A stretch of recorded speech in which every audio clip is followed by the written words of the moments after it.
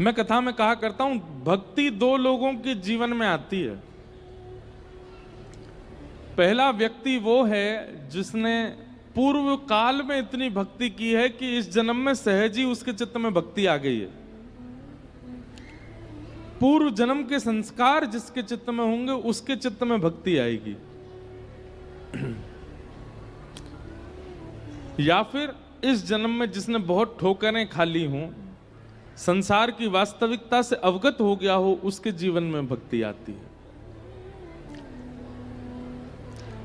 या तो पूर्व जन्म के संस्कार से भक्ति आती है, या इस जन्म में भोग्य वस्तु जब ठुकरा देती हैं, संसार जब अपनी वास्तविक रूप का दर्शन कराता है, तब भक्ति आती। दो ही स्थिति में भक्ति का आगमन होता है। यहां बैठे लोगों में अधिकतर संख्या उन लोगों की होगी जो पूर्व जन्म के संस्कार लेके बैठे, और कुछ लोग ऐसे भी होंगे जो इस जन्म में भोग के रास्ते में थे, संसार के मार्ग में थे, घोर संसारी बन चुके थे, लेकिन संसार के गिरगिट जैसे बदलते रंग को देख करके अब सत्संग मार्ग अपना लिया। दो ही लोगों को राह मिलती है भक्ति की, पूर्व संस्कारी या फिर इस जन्म में संसार को किंचित भी देख लेने वाले।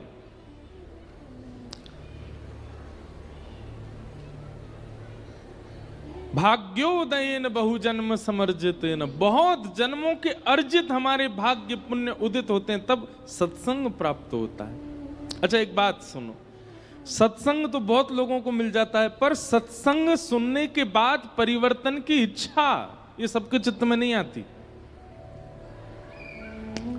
कथा तो बहुत लोग सुन लेते हैं, हजारों लोग यहां पे बैठे हैं, पर इसको सुनने के बाद परिवर्तन की इच्छा नहीं, ये जो कहा है इन्होंने मुझे करना है जीवन में, ऐसी इच्छा, ये हमारे बहुत जन्मों के भाग्य होते हैं, तब जाकर के ऐसी इच्छा प्रकट होती है। उन महापुरुष ने ऐसा कहा तो हम ऐसा करेंगे, उनके द्वारा ऐसी बात कही गई है तो हम ऐसा करेंगे।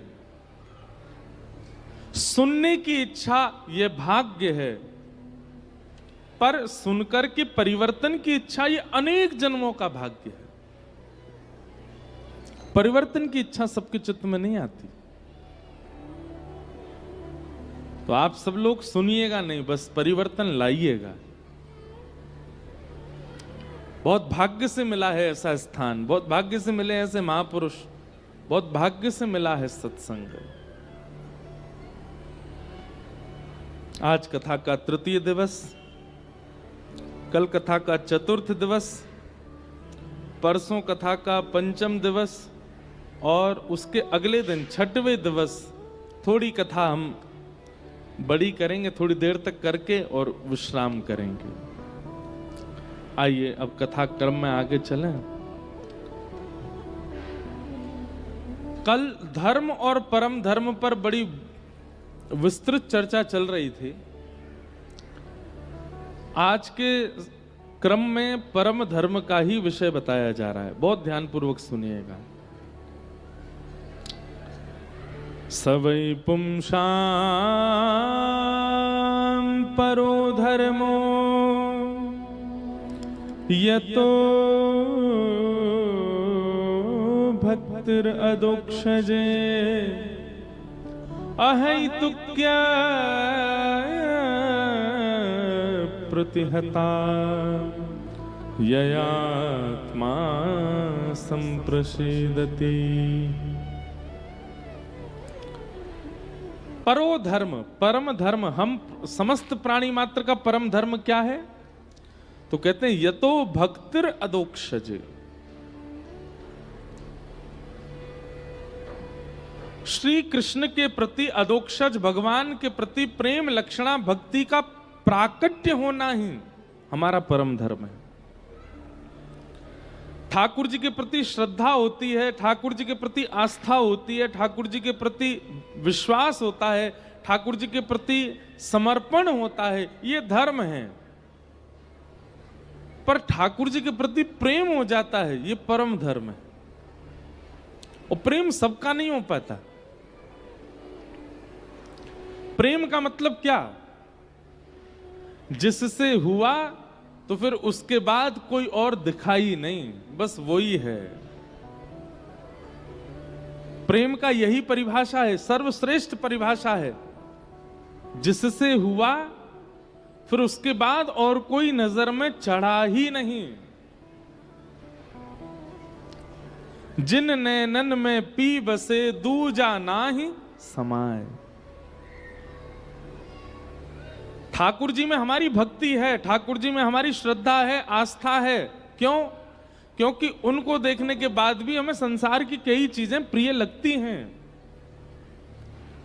पर एक बार वो दिख गए और उनको देखने के बाद फिर कोई और प्रिय लगा ही नहीं, तब समझो कि ये प्रेम है।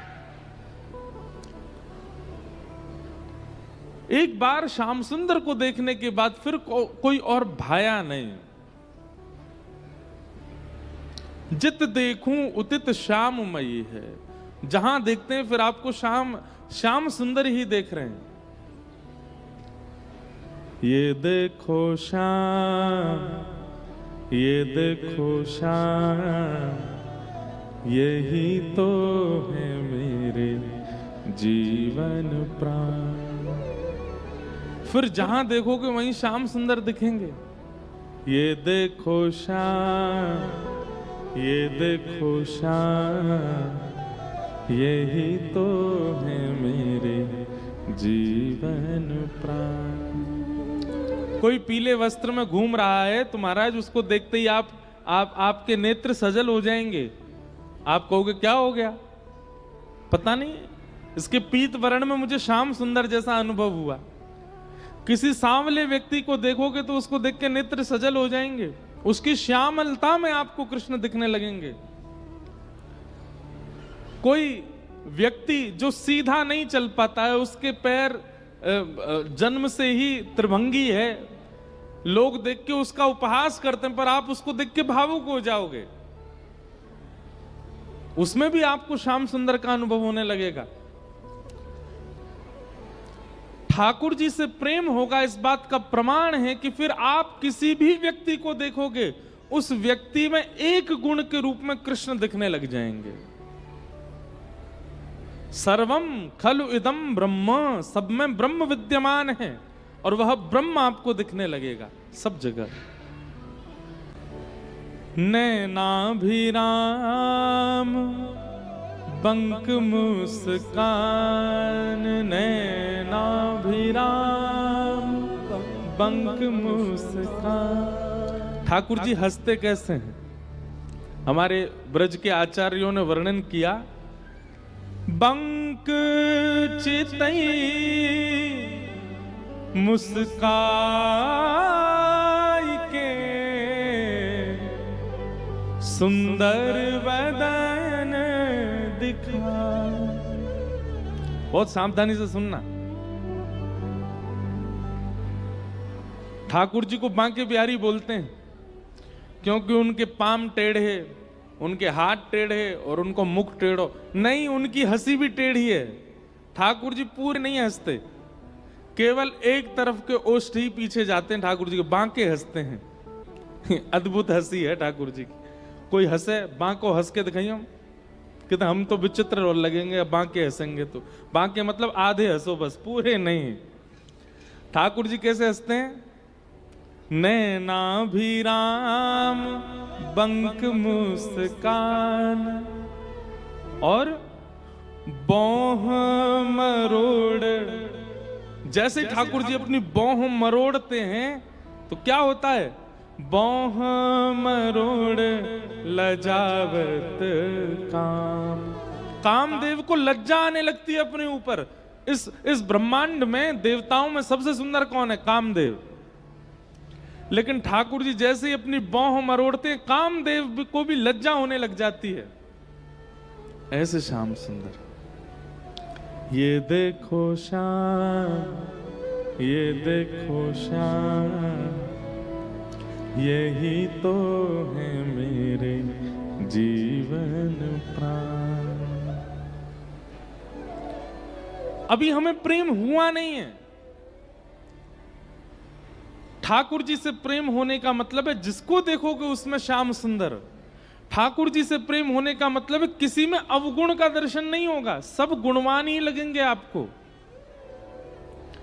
कोई कितना भी बैरी व्यक्ति क्यों ना हो, कोई कितना भी कामी, क्रोधी, लोभी, ईर्ष्यालु व्यक्ति क्यों ना हो, कोई कितना भी राक्षस प्रवृत्ति का क्यों ना हो, आपको उसमें भी गुण ही दिखेगा। कृष्ण प्रेम का ये स्वरूप है। प्रहलाद जी को अपने पिता में अवगुण नहीं दिखते हैं। प्रहलाद जी को लगता है पिताजी को अभी ज्ञान हुआ नहीं है, बस इतना ही लगता है उनको, बाकी तो वो गुण ही गुण देखते हैं। अपने पिताजी को खूब प्रणाम करते हैं, खूब वंदन करते हैं, जबकि पिता मारना चाहते हैं प्रहलाद को। लेकिन कृष्ण प्रेम का इस स्वरूप है कि उसमें अवगुण दिखता नहीं है, उसमें अवगुण का दर्शन नहीं होता।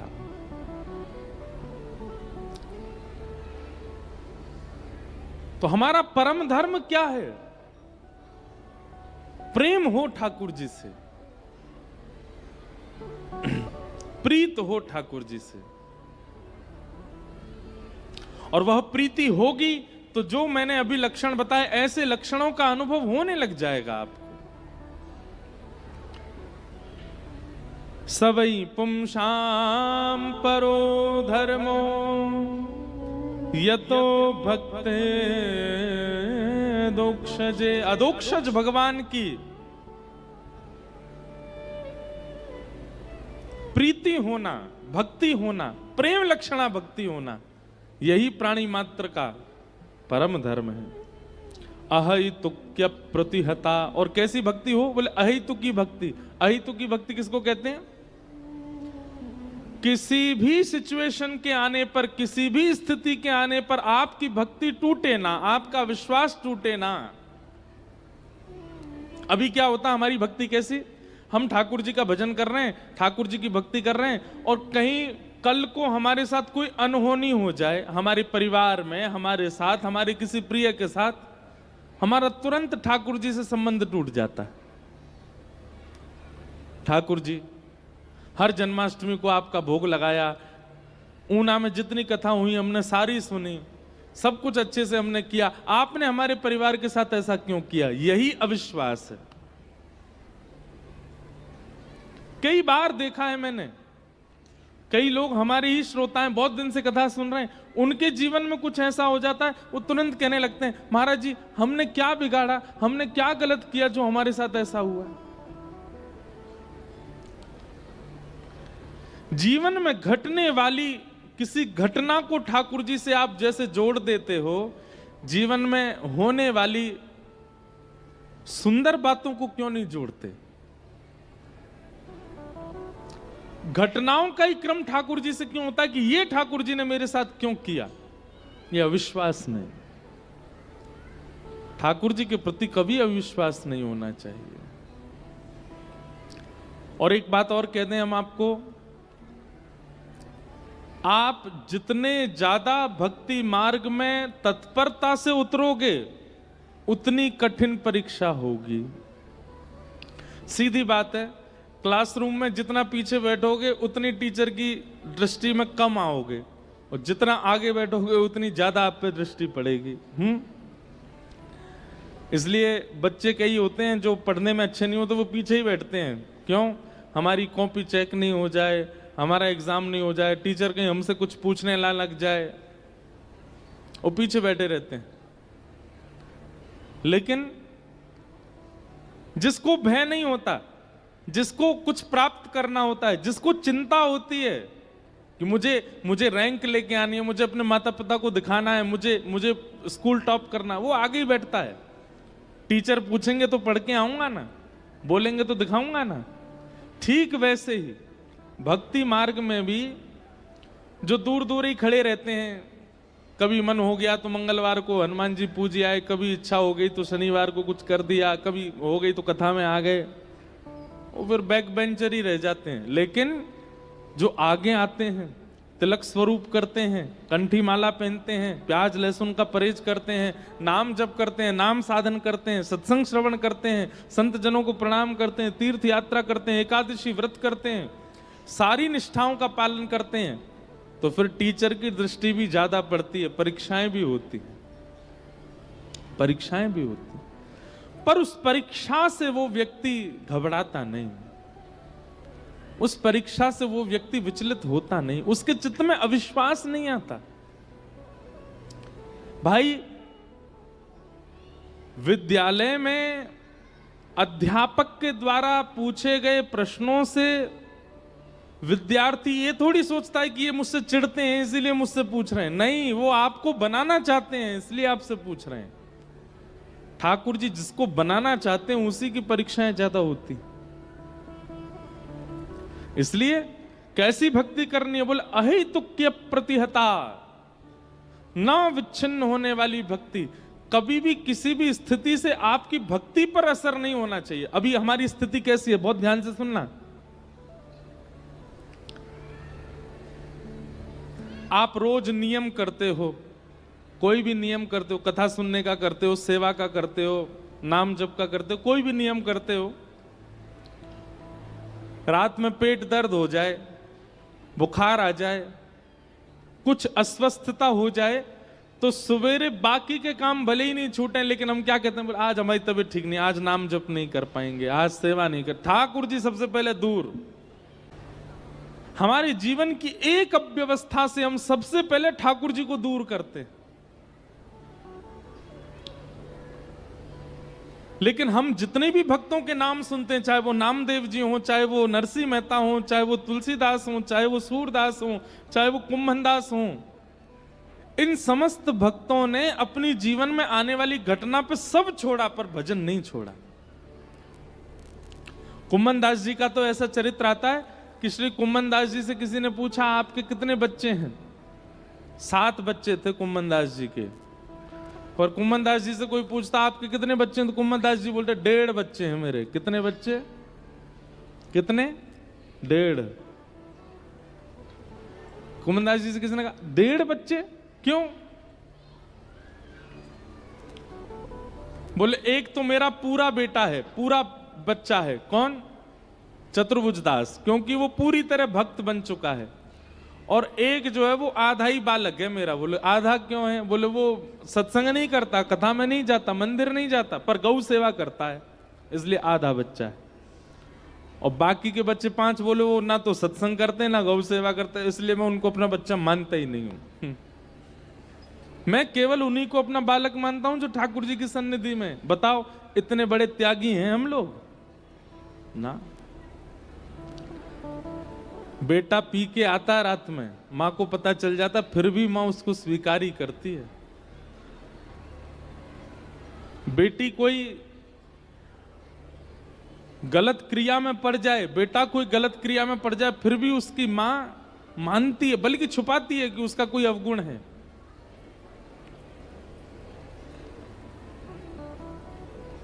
ये हमारा स्वरूप है, ऐसा हमारा स्वभाव है। हम उतने बड़े त्यागी नहीं बन सकते कि भगवत विमुख है, असंस्कारी यदि बालक बन जाए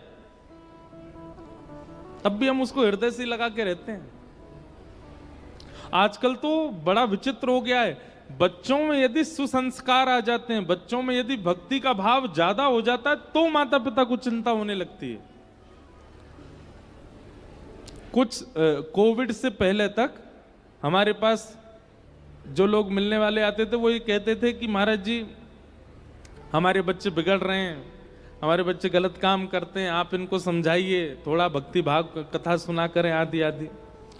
अब अलग हो गया है, अब आते हैं, बोले महाराज जी ये पूरे दिन नाम जप ही करता, कथा सुनता रहता है, इसको बोलो।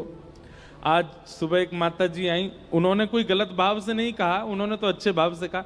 एक माता जी आई, उनके बेटे का था एग्जाम, तो बोली महाराज जी, मैंने इसको बोला कि तुझे स्कूल जाना है आज? बोले नहीं महाराज जी आए, मैं मिलने जाऊंगा। तो माँ ने कहा कि बोले नहीं एग्जाम है, वो नहीं कर। बोले मैं गलत करके आ जाऊंगा अगर आपने भेजा तो, सब गलत सलत लिख के आऊंगा, मुझे लेके चलो, मिलाओ। तो उनकी शिकायत नहीं थी, वो तो अच्छे में ही बोल रही थी, देखो बच्चे आपके कथा सुनते हैं। पर कई लोग शिकायत लेके आते हैं, महाराज जी इसको समझाओ, ये तिलक लगाता है, ये कंठी पहनता है, ठाकुर जी की सेवा करता है, ऐसे कैसे काम चलेगा? ये चिंता का विषय है, ये चिंता का विषय नहीं है, ये प्रसन्नता का विषय है। चिंता तो तब होनी चाहिए जब वो कुमार्ग की हो। सद्मार्ग यदि बालक के चित्त में आ गया है तो ये आपकी करनी से नहीं आया, ये उसके पूर्व के संस्कार हैं। मीराबाई के घर वाले माता पिता भी कभी कभी चिंतित होते थे कि ऐसा कैसे मीरा का परिवर्तन हो रहा है, ये क्यों इतनी कृष्ण भक्ति में आती जा रही है? क्योंकि मीरा उस जन्म की भक्त नहीं है, वो पूर्व जन्म की भक्त है। वो पहले एक माधवी नाम की गोपी थी, तब से उसके चित्त में भक्ति है। तो भक्ति कैसी होनी चाहिए? न विच्छिन्न होने वाली भक्ति। किसी भी स्थिति में, कैसी भी परिस्थिति में, चाहे जो हो जाए, आपके चित्त से विश्वास डगमगाना नहीं चाहिए ठाकुर जी के प्रति। इसको कहते हैं अहैतुक्य प्रतिहता, अहैतुकी भक्ति। अगर ठाकुर जी से प्रेम करना है, ठाकुर जी से संबंध बनाना है, तो ऐसा बनाइएगा, इस विश्वास के साथ कि चाहे जो हो जाए, मैं ठाकुर जी को छोड़ने वाला नहीं हूं, मेरा प्रेम तो है, बना ही रहेगा।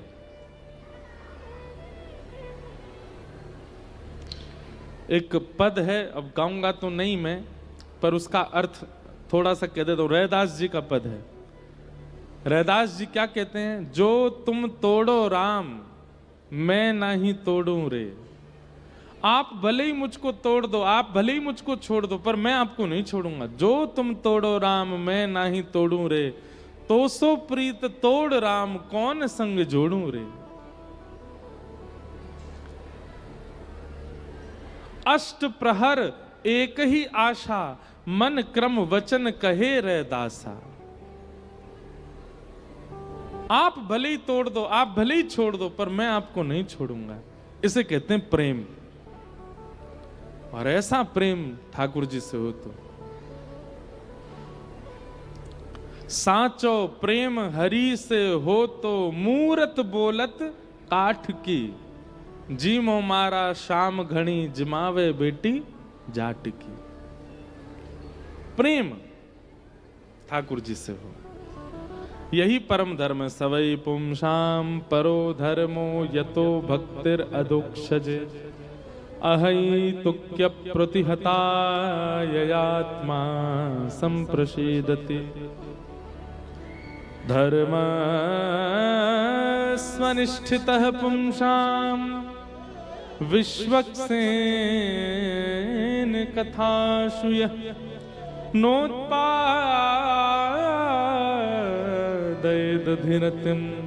श्रम एव हि केवलम। एक द्वारिका में, गुजरात में, एक ईश्वरदास नाम के भक्त थे। क्या नाम था? ईश्वरदास। सुदामा जी जैसी कथा है ईश्वरदास की। तो ईश्वरदास जी, उनकी एक पत्नी, 2-4 बालक थे। ईश्वरदास जी बड़ी दीनहीन अवस्था में रहते थे, ज्यादा संपत्ति उनके पास थी नहीं। एक दिन बच्चे बहुत जोर जोर से रोने लगे, तो श्री ईश्वरदास जी ने अपनी पत्नी से कहा, ए भाई, बालक क्यों रो रहे हैं, इनको शांत कराओ। तो पत्नी ने कहा, इसलिए रो रहे हैं, भूख लगी है, घर में अन्न नहीं है, दाल नहीं है, चावल नहीं है, कैसे पवाऊं इनको, इसलिए रो रहे हैं बच्चे।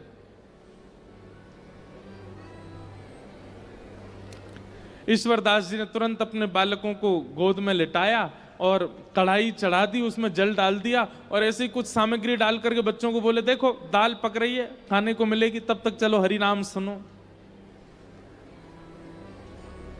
बालकों को हरि नाम, हरि कथा सुनाते सुनाते सुनाते सुला दिया। ठाकुर जी से देखा नहीं गया।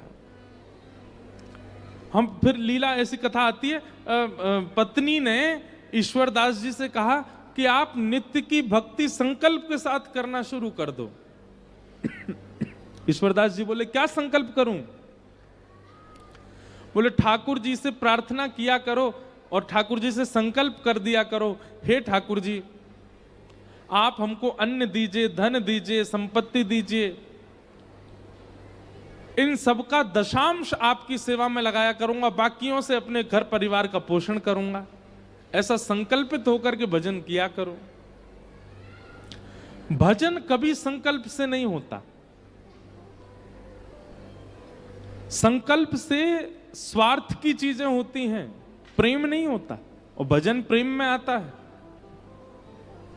इसलिए कई लोग मुझसे ये भी पूछते हैं कि महाराज जी नाम जप कितना करना चाहिए। अनगिनत, गिनती नहीं होनी चाहिए। जितनी क्षमता है उतना होना चाहिए, और क्षमता से अधिक होना चाहिए।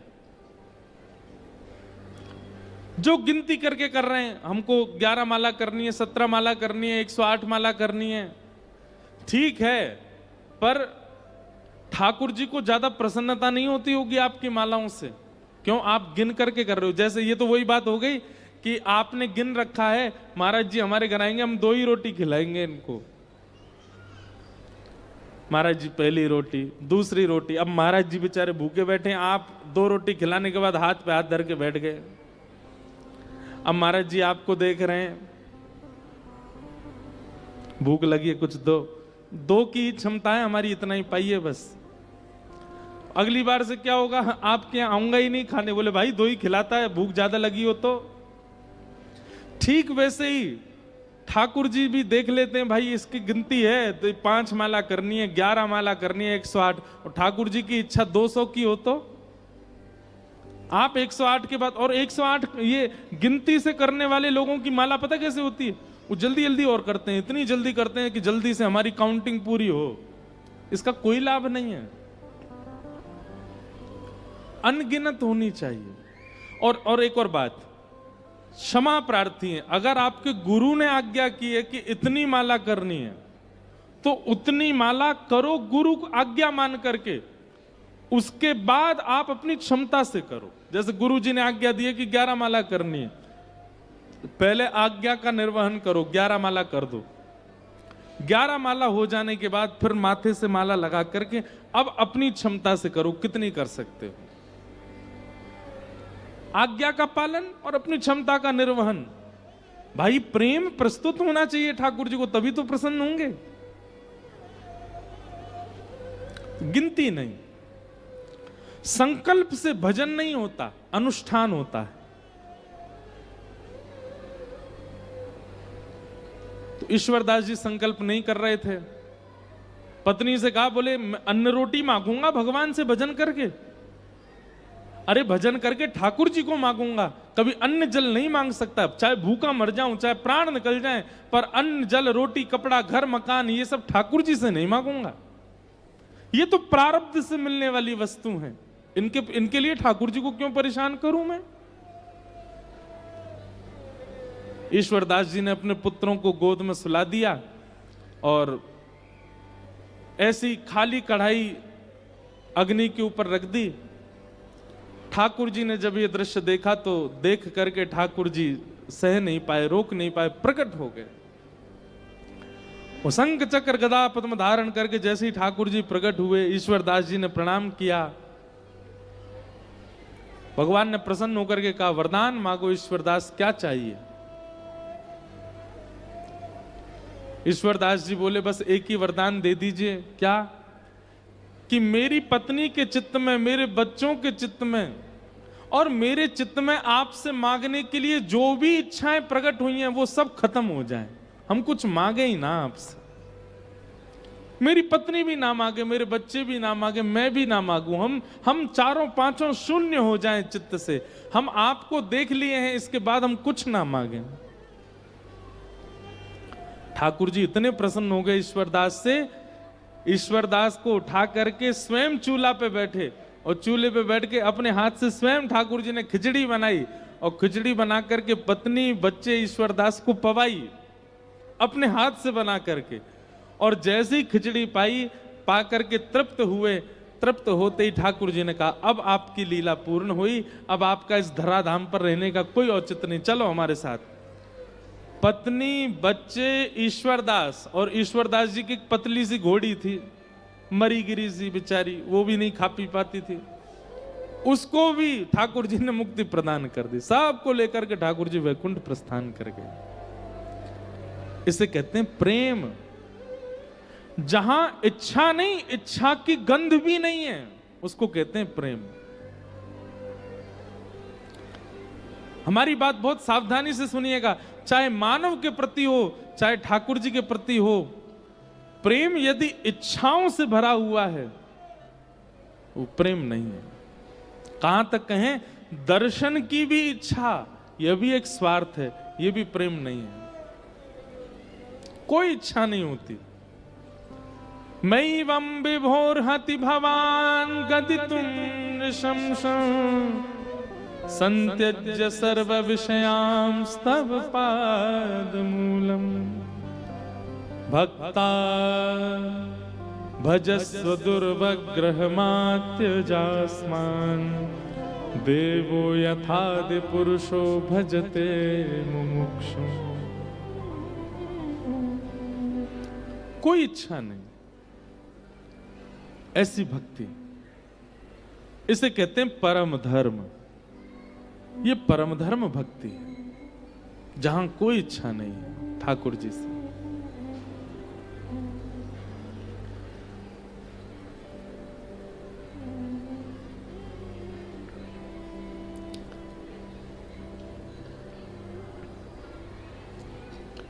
धर्मस्वनिष्ठता पुंसाम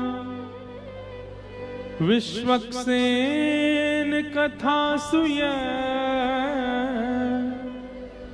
नोत्पादये दधिरतं श्रमेव हि केवलम्। जहां ले चलोगे वहीं मैं चलूंगा, जहां ले चलोगे। ये है प्रेम का स्वरूप। जहां ले चलोगे वहीं मैं चलूंगा, जहां ले चलोगे वहीं मैं चलूंगा। हो जहां नाथ रख दोगे,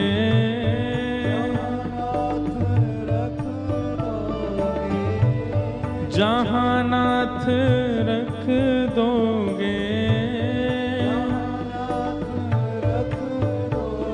हो वहीं मैं रहूंगा, जहां ले चलोगे वहीं मैं चलूंगा। सब लोग गाओ।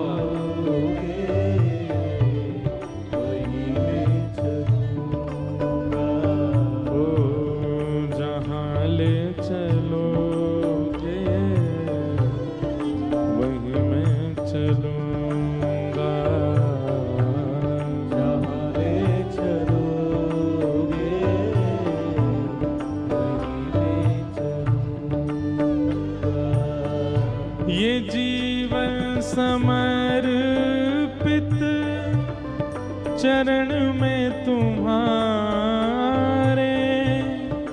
तुम ही मेरे सर्वस्व, तुम ही प्राण प्यारे।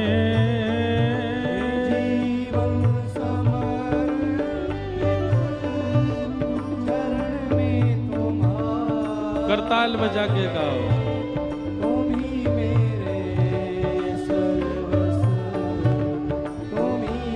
बंधुओं, ये भजन है, ये कीर्तन है, पर यदि मूल रूप से देखे जाओ तो ये क्या है? ये अहेतुकी भक्ति का लक्षण है।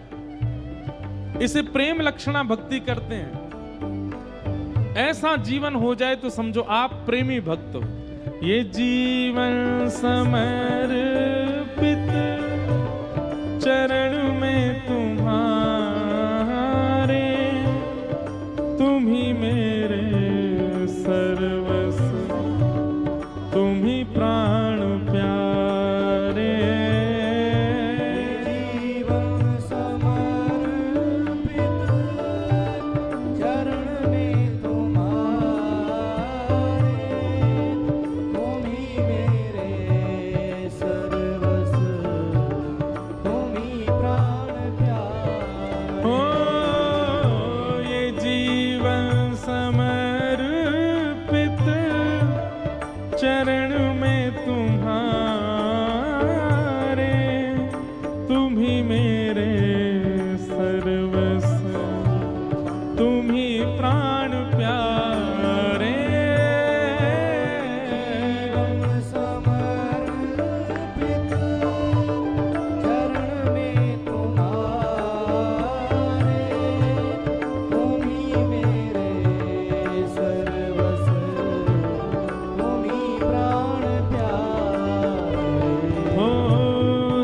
दो या गम जो भी, सुख दो या गम जो भी, सुख दो या दुख जो भी, सुख दो या गम जो भी, मैं प्रेम से सहूँगा जहाँ ले चलोगे वहीं मैं चलूँगा।